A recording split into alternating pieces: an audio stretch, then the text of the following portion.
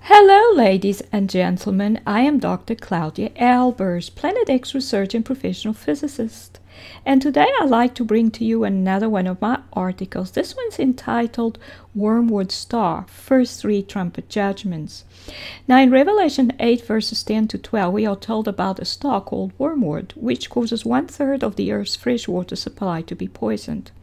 As I have detailed in Article 596 entitled The Wormwood Star, this seems to occur as a result of a debris piece which originated deep inside a Planet X or Destroyer System star, entering the Earth's atmosphere. The object is strongly positively charged and goes through a strong chemical reaction in the Earth's atmosphere, which then causes a poisonous substance to emanate from it. Then in Revelation 8 verses 7 to 9, we find 1/3 of the trees and all green grass on earth being destroyed by what seems to be a meteorite shower, and how 1/3 of the earth's ocean water is turned to blood, in other words, made red and lifeless. And this is what it says: the first angel sounded, and there followed hail and fire mingled with blood, and they were cast upon the earth, and a third part of the trees was burnt up, and all green grass was burnt up. And the second angel sounded, and as it were a great mountain burning with fire was cast into the sea, and the third part of the sea became blood. And the third part of the creatures which were in the sea and had life died, and the third part of the ships were destroyed. So this is what a meteor shower that causes grass to burn up may look like, and it may be even denser than this, but this is somewhat like what I suppose it would cause that kind of thing.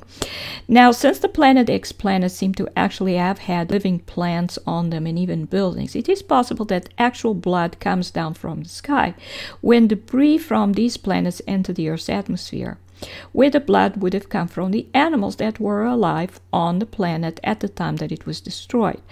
And you may look at Article 584 entitled Planet X, the reason behind GMO crops.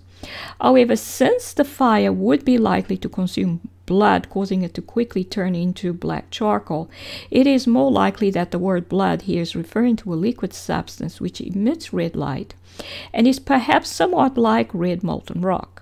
Then a piece of rock as large as a mountain falls into the ocean turns to blood. In other words, it turns red, and the ocean life close to where the rock fell into the ocean all died.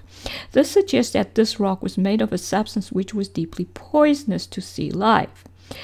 But since it was on fire, it is likely to be strongly positively charged, which may cause a strong electrical reaction with electrons from the atmosphere quickly moving through the water, creating underwater lightning, and thus destroying all living beings close to the rock. There is no mention of a tsunami due to the impact, so the object did not impact at high speed, which is to be expected of large Planet X debris pieces since they gain gravitational energy at a slower rate than smaller pieces. And you may look at Article 595 entitled Meteorite over Cuba, part of the Planet X debris field, for more details. And here's one of these objects, which I call stellar cores, which were once living celestial objects, and they've died. Their gravitational energy, which is light within the particles making up the object, was removed by the Creator, and that caused the planet to lose gravitational attraction for its own matter. So the matter exploded outwards and became a debris field, which you see here around the object. So this particular stellar core is on its way to the sun here, and I actually estimated its size. It turned out to be larger than the sun, and this is the core, what was once a star. So it must have been a star that was much larger than the sun once, and it's on its way to the sun like many others, and they come in as comets. They look like comets as they come in. Now, since all this happened in quick succession in Revelation 8, It is extremely likely that these were all debris pieces from the same destroyer system object, the Wormwood Star. These objects, which I usually refer to as stellar cores, are made of a core, which, as I said, was the original core of the star, surrounded by debris pieces, which were once the outer layers of the star and now surround the core. These are dead or energy depleted objects. They can thus not operate as stars. They cannot emit light. They don't have the energy inside to be able to emit light. But they absorb energy from a living celestial object, such as the sun or the earth, and then are able to emit light from absorbing that energy. But it's indirectly. And they are also, as I said, extremely low in gravitational influence, and that's as a result of their low gravitational energy status.